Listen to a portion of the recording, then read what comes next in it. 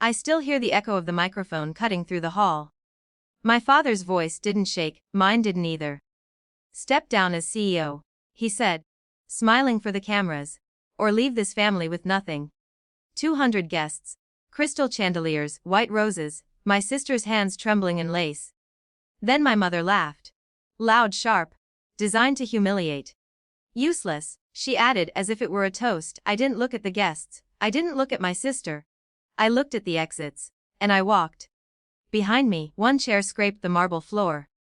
Then another. 10 shareholders stood. 10 men and women who knew exactly who built the company they were trying to steal. The music died. The wedding never recovered. That was the moment my parents learned silence can be louder than screams.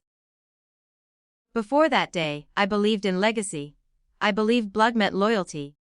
I believed success would finally buy me respect. I believed that if I carried the weight enough, they'd stop calling me a burden. I was wrong. I took over the company at 32 after my father's retirement, which was really a strategic disappearance. He wanted the power without the responsibility. I gave him both. I grew revenue, cut dead partnerships, expanded overseas, fixed the messes no one wanted to admit existed. At family dinners, they praised the food, the decor, the guests, never the work. Still, I stayed, because hope is stubborn like that. The first cracks were small. A delayed signature. A board meeting rescheduled without my knowledge. My mother asking questions she shouldn't know the answers to. Then came the smiles that lingered too long. The conversations that stopped when I entered rooms.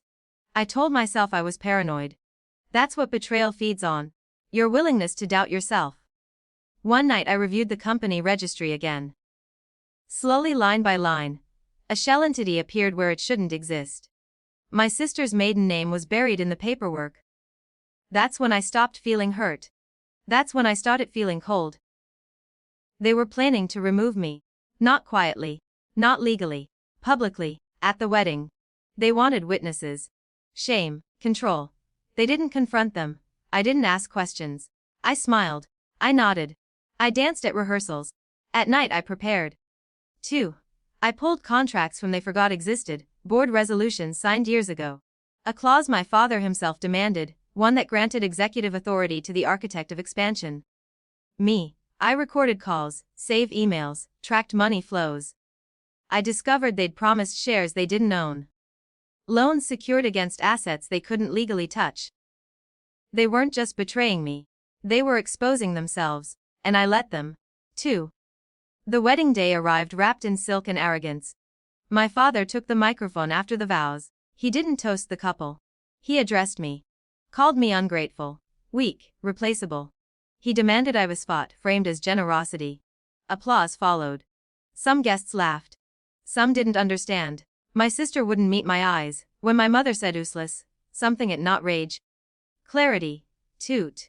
I said nothing. I placed my glass down, and I walked. The doors closed behind me, and 10 people followed without a word. The board members. The investors who'd seen the numbers. The ones who knew which hands actually built the empire. Inside the hall, chaos bloomed. My father shouted. My mother cried. The groom froze. Outside, the air was clean. 3 days later, I convened an emergency meeting. Without them. Legal notices arrived before their excuses did. Their accounts were frozen. Their shares null, company exposed. The board voted unanimously. They never saw it coming. People never do when they mistake kindness for weakness. They came to my office one by one. My mother first. She didn't yell. She whispered, begged, claimed misunderstanding. I listened. Then I slid the documents across the table. Her hands shook. Next came my father. He didn't sit. He demanded. I stayed silent. Silence unnerves liars. It gives truth room to breathe. When he finally read the clauses, the ones he authored, his face drained of color. The irony tasted clean. 2. The final meeting was public. Press, audit, lawyers, they stood where I once did, exposed. Stripped of authority. The same guests who laughed at the wedding watched their fall unfold in headlines. No shouting. No insults. Just facts. Facts don't need volume. Now they kneel, not literally, but in every way that matters. They ask for forgiveness through intermediaries. They ask for meetings I never schedule. My sister writes letters I don't open. I don't hate them. Hate takes energy. I have peace now. Sometimes I think back to the wedding. The white roses. The microphone. The word useless floating through a room that would never forget it. They wanted to end me in public. Instead, they crowned me. Because power doesn't announce itself, it waits, and when it moves, it doesn't shout, it walks away, and lets the world follow.